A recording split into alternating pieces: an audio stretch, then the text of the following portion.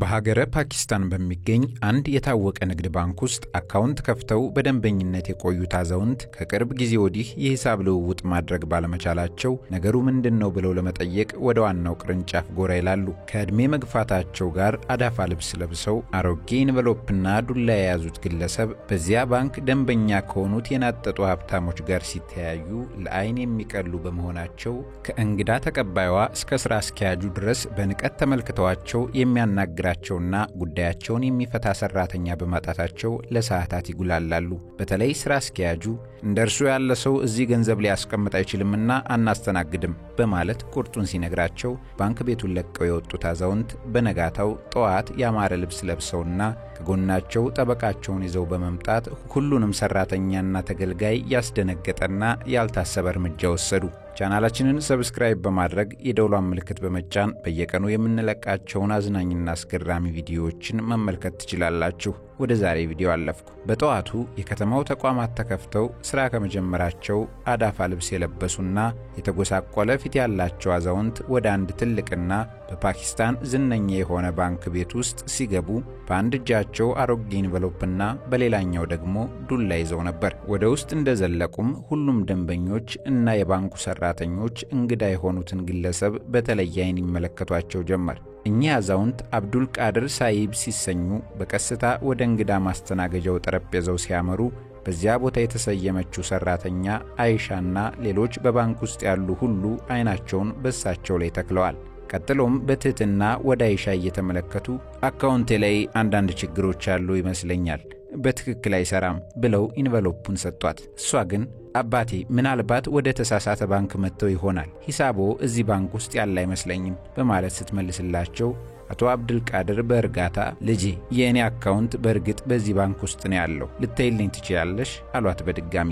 ኢንቨሎፑን የያዙት አባቴ ለማየት የተወሰነ ጊዜ ስለሚወስድ ትንሽ መጠበቅ ይኖርብዎታል ብላቸው ወደ ስራዋ ተመለሰች። አቶ አብዱል ቃድር ሳሂብ የተወሰነ ጊዜ ቆመው ሲጠብቁ ከቆዩ በኋላ እንደገና ወደ አይሻ ተመልሰው እባክሽን አንቺ ልጅ ስራ ከበዛብሽ ስራ አስኪያጁን ጥሪልኝና እሱን ላናግረው አሏት። አይሻም የስልኩን እጀታ አንስታ ወደ ስራ አስኪያጁ ደወለችና አንድ ሰው ሊያገኛቸው እንደሚፈልግ ስትነግረው እሱም ካለበት ሆኖ ወደ እንግዳ መቀበያው በመስታወት አሻግሮ ተመለከታቸውና በጣም ተራሶ ይመስላል፣ ይህ ሰው የኛ ባንክ ደንበኛ ነው በማለት ሲጠይቃት አለቃ ያንን አላውቅም፣ ግን አንተን ማግኘት እንደሚፈልግ እየተናገረ ነው ስትል መለሰችለት። ስራ አስኪያጁ ሰኢድ አህመድም ለእንደዚህ አይነት ሰዎች ጊዜ የለኝም፣ እዚያ እንዲቀመጡ አድርጊና ከተወሰነ ጊዜ በኋላ ሲሰለቻቸው ይሄዳሉ አለና ስልኩን ዘጋው። አባት ባኮትን እዚያ ይቀመጡ፣ ከተወሰነ ጊዜ በኋላ ስራ አስኪያጁ መጥቶ ያገኘዎታል ስትላቸው አቶ አብዱል ቃድርም ወደ እንግዳ ማረፊያው ሄደው ጥግ ላይ ተቀምጠው መጠባበቅ ጀመሩ።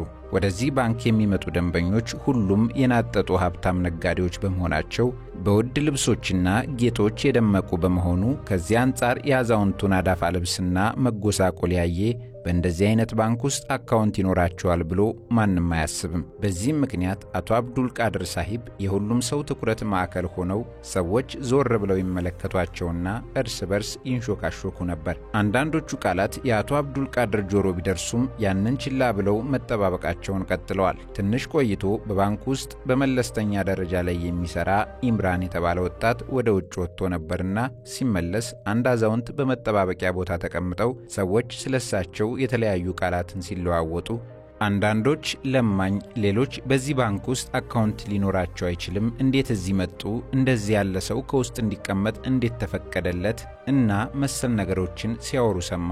ኢምራን ይህን ጊዜ በቀጥታ ወደ አብዱል ቃድር ሳሂብ ጋር ሄዶ ምን ፈልገው እንደሆነ በአክብሮት ሲጠይቃቸው ስራ አስኪያጁን ማግኘት አለብኝ፣ ከእሱ ጋር አንዳንድ ስራዎች አሉኝ እና እየጠበቅኩት ነው አሉት። እሺ አባቴ እባክዎን ትንሽ ይጠብቁ፣ ለስራ አስኪያጁ ራሴ እጄ ነግረዋለሁ አለና ወደዚያው አመራ። ከዚያም ስራ አስኪያጁ ክፍል ገባና ሁኔታውን ሲነግረው አውቃለሁ፣ እኔ ነኝ እንዲቀመጥ ያደረኩት፣ ለተወሰነ ጊዜ ቆይቶ ይሄዳል አለው። ኢምራንም አለቃ ግን እኮ ይመጣል ብለው እየጠበቁ ነው ሲለው አንተ ወደ ስራ ሂድ፣ ስለዚህ ጉዳይ መጨነቅ አያስፈልግህም አለው። አዛውንቱ አብዱል ቃድር ለአንድ ሰዓት ያህል በትዕግስት ከጠበቁ በኋላ ከዚያ በላይ መታገስ ስላልቻሉ ተነስተው ወደ ስራ አስኪያጁ ቢሮ አቀኑ። ስራ አስኪያጁ ሽማግሌው ወደ እርሱ እየመጡ መሆኑን ያየ ጊዜ ወዲያው ከቦታው ተነስቶ በመውጣት ፊት ለፊታቸው ቆመና ምን ፈልገው ነው ይንገሩኝ አላቸው በንቀት አስተያየት እየተመለከታቸው። እሳቸውም ኢንቨሎፑን ዘርግተው እባክህ ይህንን ተመልከት፣ ውስጡ የባንክ ሂሳቤ ዝርዝር አለ፣ ነገር ግን በእኔ አካውንት ምንም የገንዘብ ልውውጥ እየሰራ አይደለም፣ እናም እዩትና ችግሩ ምን እንደሆነ ንገሩኝ በማለት ጠየቁት። ስራ አስኪያጁ ሰይድ አህመድ ለአፍታ አሰብ አደረገና በባንክ ሂሳብ ውስጥ ገንዘብ በማይኖርበት ጊዜ ነው ይሄ የሚከሰተው፣ እናም በትክክል ወደ ሂሳቦ ገንዘብ ያላስገቡ ይመስለኛል፣ ለዚያም ነው አካውንቱ መንቀሳቀስ ያቆመው ሲላቸው፣ አዛውንቱ በጣም በትህትና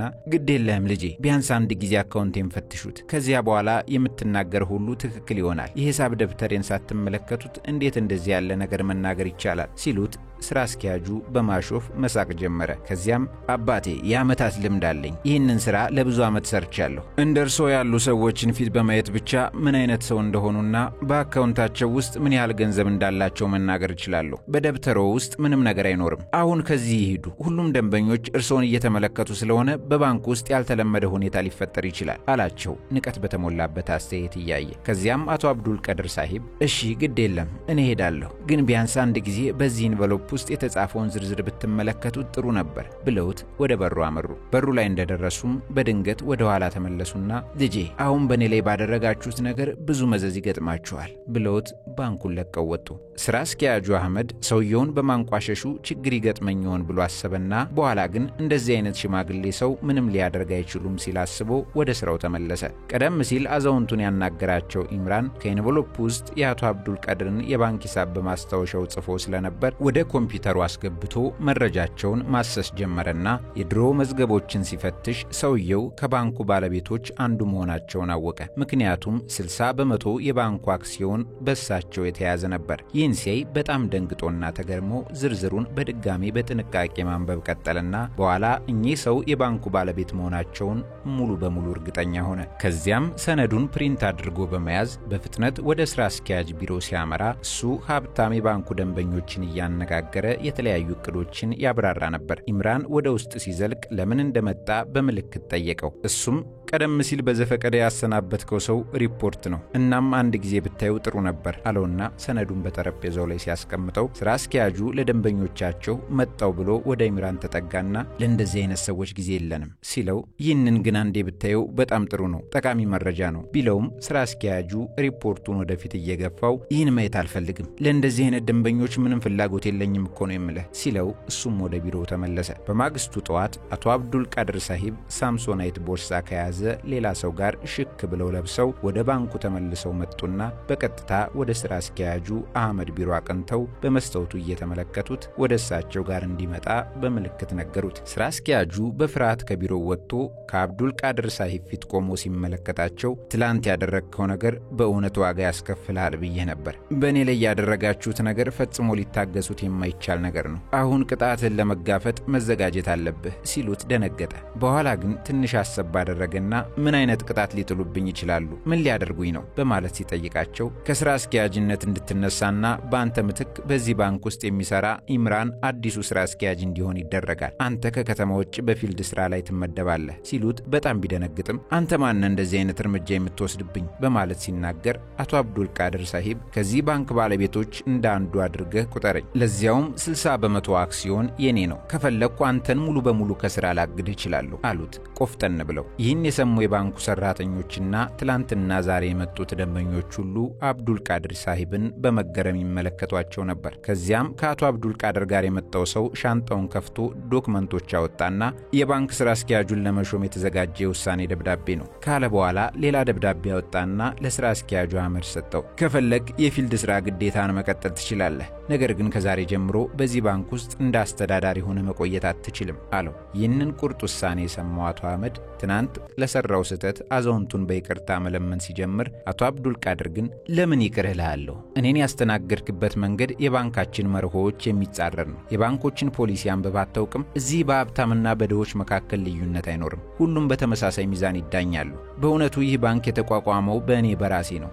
ማንም እዚህ እንደ ድሃ ወይም ከመጠን በላይ ሀብታም ተደርጎ እንዳይቆጠር አስቀድሜ ተናግሬ ነበር። ሁሉም እኩል ይስተናገዳሉ እና ማንኛውም የባንክ ሰራተኛ አድሎ ቢያደርግ ጥብቅ እርምጃ ይወሰድበታል። አንተን በመቅጠራችን አዝናለሁ። እንደ ስራችሁማ ሙሉ በሙሉ ላሰናብትህ ይችል ነበር። ትናንት ከኔ ጋር ያደረጋችሁት በማንም ላይ መደረግ የለበትም። ወጣቱ ኢምራን ሰዎች እኔን ያልተገባ ነገር ሲናገሩ ሰምቶ በፍጥነት ወደኔ መጣና ፍላጎቴን ጠይቆ አንድ ነገር ሊያደርግልኝ ፈለገ። ለዚህም ነው ደንበኞችን በትክክል እንዲረዳ እና በልብሳቸው እንዳይፈርድ ለሥራ አስኪያጅነት ሹመት ብቁ የሆነው አሉና እርግጡን ተናገሩ። ቀጥሎም መረጃ ዴስክ ላይ የምትሰራውን አይሻን አስጠርተው በጉዳዩ ላይ እሷንም ወቀሷትና አንቺን እንደ መጀመሪያ ስህተት በመቁጠር ይቅርልሻለሁ። አንድ ሰው ወደ ባንክ ሲገባ ገና ለገና በልብሱ አትፍረጂ። የሱን ጉዳይ በሚገባ መመርመር አለብሽ። ትናንት በትክክል አስተናግደሽም ቢሆን ኖሮ ወደ ሥራ አስኪያጁ መሄድ አያስፈልገኝም ነበር እና እንደዚህ ያለ ውርደትም አይደርስብኝም ነበር ሲሏት እጆቿን አጣጥፋ ትክክል ነው አለቃ፣ እባክዎትን ይቅርታ ያርጉልኝ። በጣም ትልቅ ስህተት ሰርቻለሁ። ከአሁን በኋላ እንደዚህ ያለ ነገር አይደገምም ስትል መጸጸቷን አስረዳች። ከዚህ በኋላ አቶ አብዱል ቃድር ሳሂብ ለሁሉም ሰራተኞች እንዲህ ሲሉ ማሳሰቢያና ምክር አስተላለፉ። ከሥራ አስኪያጁ ስህተት መማር ያለባችሁ ብዙ ነገር ስላለ በደንብ አስተውላችሁ ስራችሁን ስሩ። ካሁን በኋላ ስለ ስነ ምግባራችሁ የሚነግረኝን ሰው አልፎ አልፎ ልካለሁ ብለው ቦታውን ለቀው ሲወጡ የባንኩ ሰራተኞች በስነ ምግባር ረገድ በትክክል መስራት እንዳለባቸው ስለተረዱ በጉዳዩ ላይ መወያየት ጀመሩ። ያ ካልሆነ ግን በሚቀጥለው ጊዜ የመሰናበት ተራው የነሱ ሊሆን ይችላል። የአቶ አብዱል ቃድር ሳሂብ ተግባር በሁሉም ቦታ ወሬው ተስፋፋና ሁሉም የባንክ ባለቤት መሆን ካለበት እንደዚህ መሆን ይገባዋል እየተባለ በብዙ ተሞካሸ። ምክንያቱም አብዛኞቹ ባለቤቶች ባንካቸውን ከፍተው የጎላ ክትትል ሳያደርጉ ስለሚቆዩ ሥራ አስኪያጁ ምን አይነት ሥራ እንደሚሰራ ወይም ሰራተኞቹ እንዴት ደንበኛ እንደሚይዙ አይጨነቁም። አቶ አብዱል ቃድር ሳሂብ ግን የባንክ ባለቤትነት ኃላፊነታቸውን ሙሉ በሙሉ ለመወጣት ያደረጉት ድንገት የፍተሻ ለባንኩ ሰራተኞች ጥሩ ትምህርት ሰጥቶ አልፏል። እናንተስ ውድ ቤተሰቦቻችን ከዚህ ገጠመኝና ታሪክ ምን ተማራችሁ? አስተያየትና ሐሳባችሁን አካፍሉን። እኛ እዚህ ላይ አበቃን። ቸር ቆዩልን።